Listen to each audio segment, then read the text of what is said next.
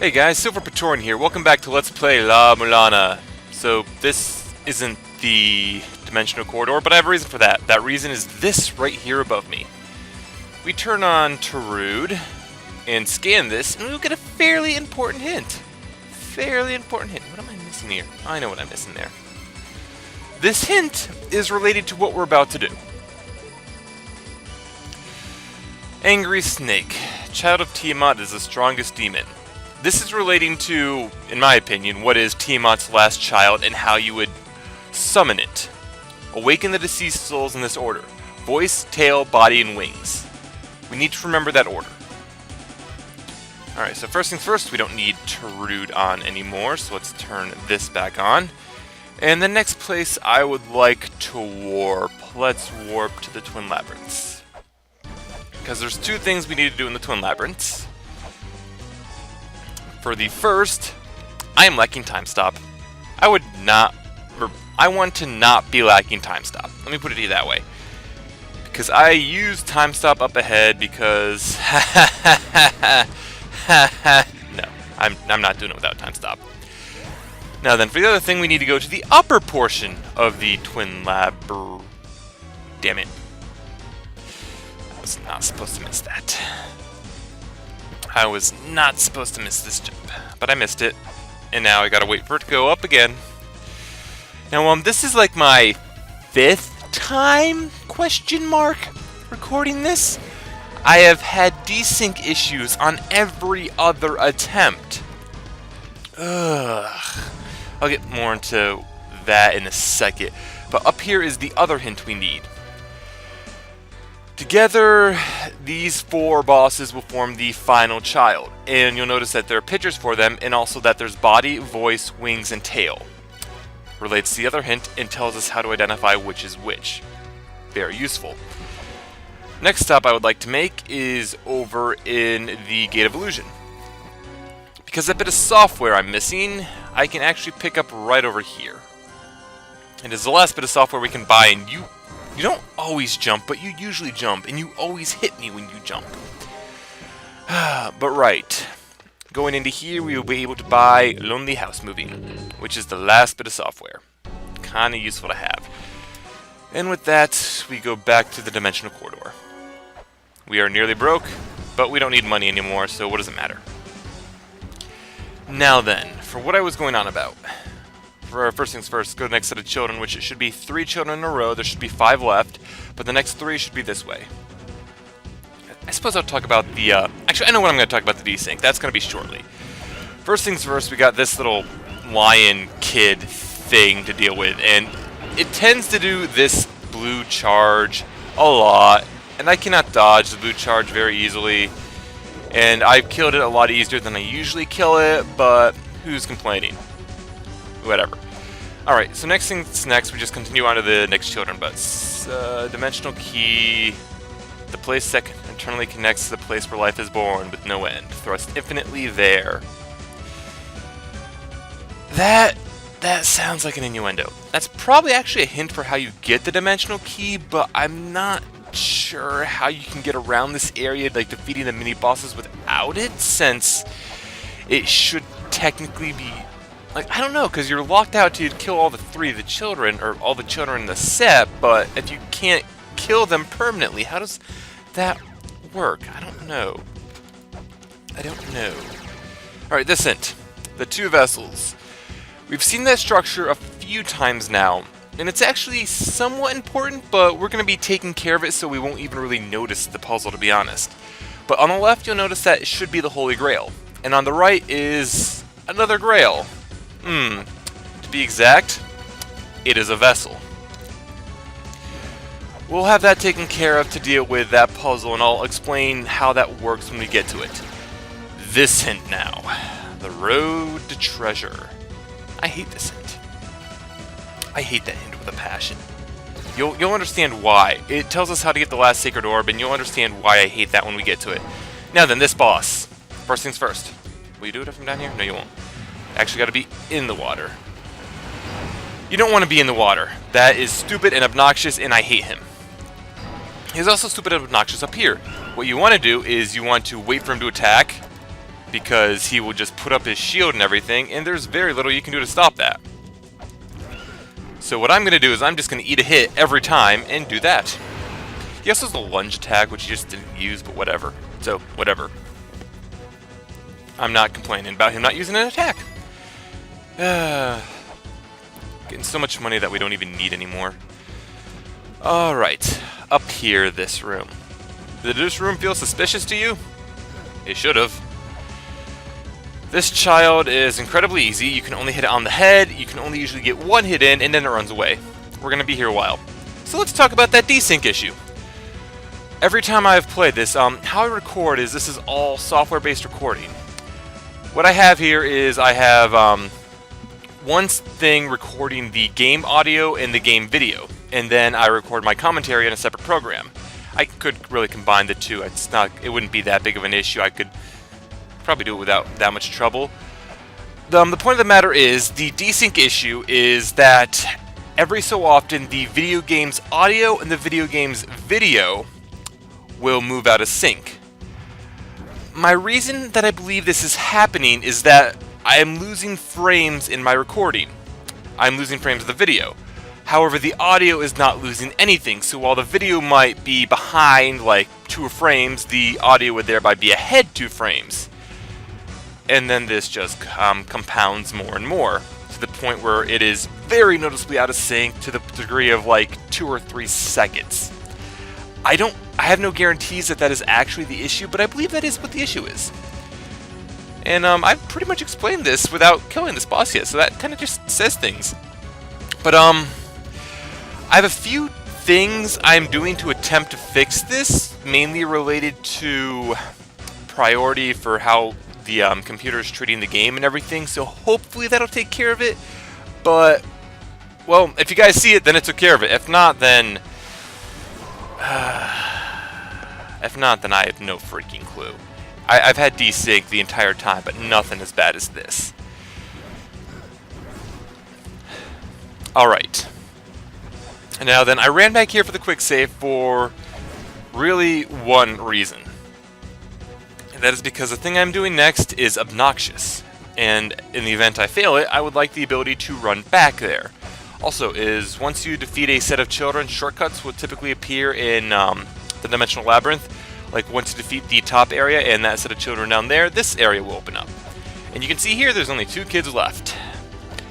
Let's go deal with the one. And time stop. And please use the right attack. Please use the right attack. Please use the right attack. Please use the right attack. Yes! And time stop. Jump, jump, jump. You are not required to use time stop for that. You don't need to do it this first time because he has 2 attacks off that tail. You use either that water one or another green acid type thing. It is easiest to do it on his first thing when he is not facing you, and you can get up there easily without dealing with his breath and anything else. The other trick to this is that I believe you're technically supposed to use time stop on this screen. You see that pot? I'm pretty sure you're supposed to stop it just above the spikes so that it doesn't hit them. I'm not that lucky, so I'm going to use a different trick. Move and death, when combined, will increase the length of your invulnerability frames by, I believe it's like a second. More than enough for you to get over here with no trouble at all. We can turn move and death off now. And turn back on my axe combo, or my not whip combo, and my teleporting thing. Now then, this room is tricky in its own right. If you could guess, what you're supposed to do is work your way up that middle area, jump through that little gap there between the spikes to the platform above me, down to here, and then down to the, to put the knife on. And then down to this chest. The reward is a sacred orb. As you've seen, I don't do that. That is obnoxious. You're likely to hit the spikes at one point and fall down and have to do it all over again. Going the way I went and risking like just being short of those spikes as you jump off the wall with the ninja gauntlets, much easier in my opinion. Much, much easier. And that of course will get us the last sacred orb as you've seen. And now we need to defeat this child actually. This child is actually not that easy to, or not that hard to defeat. I mean, his little breath attack can't really do anything if you're to the if you're behind him. You need to be below him primarily, but you need to be behind him a bit as well, because the attack will curve a little bit behind him. So that's not been too bad. I could have gotten a ton of more hits in, but I didn't. This here is also that little green SD orb type thing I was talking about earlier, so... And you can see how difficult it would be to get up there in this particular time frame, dodging his little breath and everything else. I know. I just know. I do know. Nope. I nope that. I do it in the first take. If I were to mess it up, that's why I quick saved. I would just exit, reload my quick save, and try again. And again. And again. And again. And again! Until I get it. I'm pretty sure you get my point. Alright, now then. That will leave us with only one child left to deal with. I would try to pronounce its name, but I am very good at butchering it, despite the fact I recognize the name very easily. Now then. This puzzle is related to these two hints. Awaken the deceased souls in this order: voice, tail, body, and wings. And this other hint will tell us which is which. Body, voice, wings, and tail. Now then, we could look at the picture and kind of make an inference based on the picture, or alternatively, we could look at the names here, like his body, his voice, his wings, his tail, and go from there. Now then, we need the voice first, so we need the second ones. I'm not going to start pronouncing it. They all begin with U, I notice. If we check the map, we'll see that this is indeed his room. And going off the pictures, that would have been, as I called him, Bubble Wolf, who screams all those little bubble type attacks from his mouth.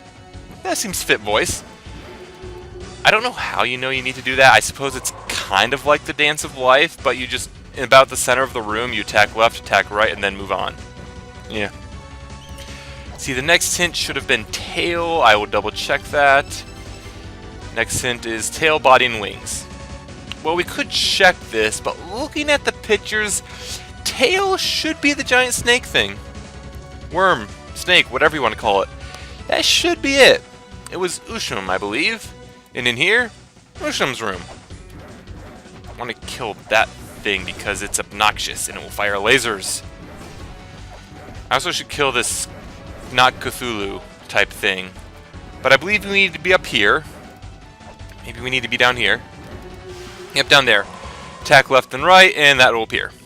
Next up is the body. Body was the lion. Because there weren't many things left that fit that little design, and it's going to be the lion. We attack in here, we summon up the lion, and the last one was wings. If you recall the picture, it was the wind demon thing. AKA this jerk. So we come here to the center of the room. We will be able to awaken his soul as well. And open up this passage down here to the last hidden room. Into the last mini-boss. This is a mini-boss gauntlet. 2 attacks, fire breath, and the death beam. Kind of want to be under him-ish for the death beam. Which is convenient enough. And away from him. He likes to just keep getting closer and closer. Whatever, he's dead now. Our reward for that, for defeating this particular boss, is the Ankh Jewel. And our reward for defeating all of Tiamat's children is the Ankh Stone. Now then, this means that I do not believe you would need to beat that one last. Like, I suppose you could defeat the one above last, or go to like where the Philosopher of Life is and defeat all the children there last, or something like that. Don't quote me on that. I haven't actually tested it. This is always the pattern I've gone in. Well, I've typically gone up this way first, but I usually defeat those 2 children last, so that's the point I'm trying to make here. Yay. Next, however, though, is a boss fight. And this boss fight is Tiamat. Tiamat is... Tiamat is probably... I'm not going to say Tiamat's my favorite boss. I still think that honor belongs to Baphomet. I think I'm pronouncing that right, probably. But Tiamat is a boss in that similar vein. She's harder, for the most part, in my opinion. But it's not all cheap hard. It's not Sakit hard. It's more skill hard. I'll explain more as we start off. But In the event I do not defeat her in one try, I will skip to the attempt I defeat her in one try. So see you guys, hopefully right now. This entrance thing. I am going to put my angel shield back on. But Tiamat is interesting. First of all, you can only hurt her from down here below her. You cannot actually pass through her arms. They do indeed hurt you. And she will attack with energy beams from her arms, or from her hands. And she will also fire these little ring lasers at you. The ring lasers are extremely difficult to dodge. Just keep that in mind. You want the axe because you need a weapon that can hit up high enough to hit her. The axe works wonderfully in this regard. She has 3 distinct phases, and she will do a new attack, or she will gain new attacks in each one. Once she is moved into phase 2, she should gain that little heart laser thing, as well as this attack. She goes in the background, summons a massive wave. You need to hide under a platform to avoid it. I think you could hide underneath those 4 platforms in the middle-ish.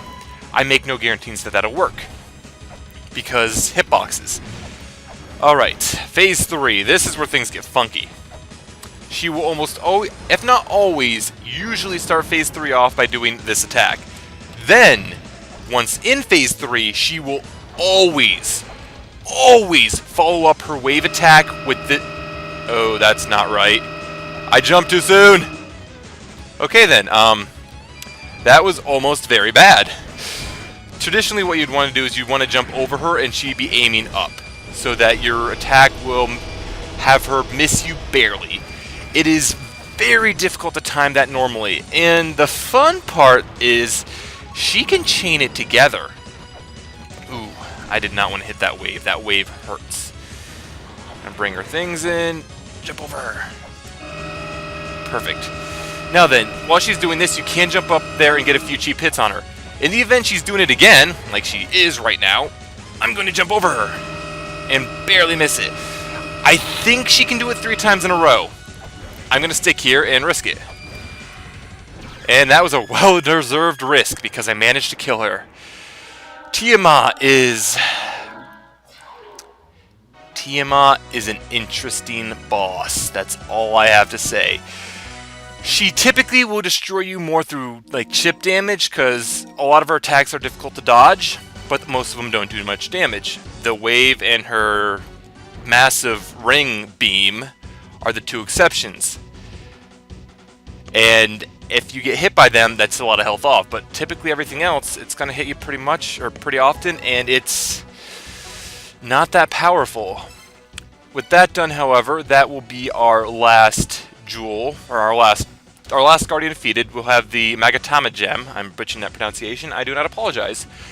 So let's go to the surface.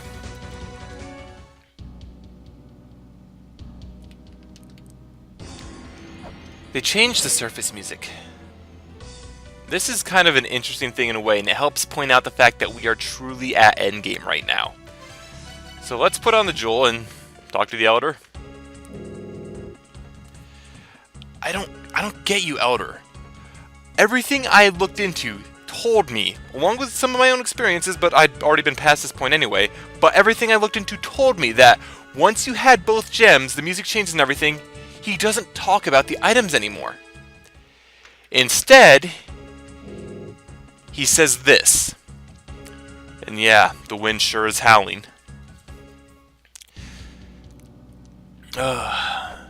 There's one more thing I want to do before we end off the video. Well, 2 more things, really. You can see on this screen right now that the ruins, the faces are glowing. The ruins are awake. This is combined with the music change and one other distinct thing. You might have noticed this already, but between the endless corridor and the surface, there used to be a warp to the Shrine of the Mother. When I first noticed this, I'm like, hey, where'd it go? It wasn't the backside, was it? I couldn't find it. Confused, I went to the Shrine of the Mother, the quickest way I knew how, to figure out what was going on. And, oh boy. Oh boy. I did this completely out of order. I could have made this go faster, but I wasn't smart. Oh well. Welcome to the true Shrine of the Mother. When this land awakens, a wall will appear here. This is the wall of your calling. Those who lend their power must use all their strength to open it. We cannot get into the Shrine of the Mother through this passage anymore. The Shrine of the Mother is awake. Tendrils, tentacles, vines, whatever you want to call them. Veins, I don't know what you want to call them. But they have emerged from the center of the shrine, and they block off much of this area. In fact, that's why several of the objects in the Shrine of the Mother are missable. Once the true shrine has awakened, it completely reforms, and you can't get to many of the objects anymore. Some of the chests, etc. It is locked out to you. So that's going to be a bit of a pain in the butt. However, what I want to do the other thing I want to do before this video is ended off, is I want to set us up for the next major puzzle. I could have gotten that money, but I suppose I don't need money anymore, so what does it matter? Now then, there are two main puzzles remaining for us to do. The puzzles are for the Medicine of Life, which is what we're putting in the vessel, and then to drive the wedges in for the bosses. Both puzzles I will handle next video. However, we need to be able to actually solve said puzzles for next video. And since that doesn't take very long, I'm going to take care of that right now. Now to do this, we need to go back to where we fought Horsehead and Oxface. I might have gotten that backwards. I don't know. I don't care. The Guardians of the Underworld. Whatever you want to call it. But we need to go back to there. Also, we're going to be back on this screen at least one more time, so joy. But if we come to this screen, we will notice in the center, right below us, there's a design representing the jewel we just got, the Magatama jewel. I'm still probably butchering that pronunciation. I still don't care. You die. And you notice in the background here, there's a shape just like it. So let's try putting it in. With that in place, we can go down to the normal, or to the main area of the Chamber of Extinction. And what we want to do is we want to run over to here. On this screen, which you may recall, is the mural depicting the power of words. It now lights up. So I believe we need Tarud for this, but we enable Tarud and scan the screen. On the screen, we will find our last bit of software, Mantra. Specifically mantra.exe, but Mantra. So you get my point. Now then, we won't really need the attacking things on for the moment, so I'm just going to put Miri back on, or Mire, whatever. That's back on along with Mantra. Now what Mantra does is it gives us a selection of mantras. Imagine that. We have 3 available to us currently. Birth and Death, both gotten from the Final Philosopher, as well as Marduk. Enable Marduk. Now then, to actually use the mantras, we need the Dej Pillar, relic that can manipulate spells. And with it you can chant a spell. We put that on, let me move over here so you can see. Raising the Dej Pillar up would chant the mantra. The problem is, we need to find the right screens to chant the mantras. The mantras will drive the wedges in, sealing the bosses, and allowing us to face the Mother directly. But we need to find where to chant the mantras to drive the wedges in. And that will be saved for next time. So until then, guys, this has been Silver Patorn. Let's play La-Mulana. We are pretty much endgame now. There's just 2 videos left. I'm gonna spend a whole video on the mantras and the Puzzle of Life combined, or the Medicine of Life combined, and then we're gonna go fight the Mother directly. Finally give her the rest that she needs. So until then, guys, see y'all later. Bye. Woo!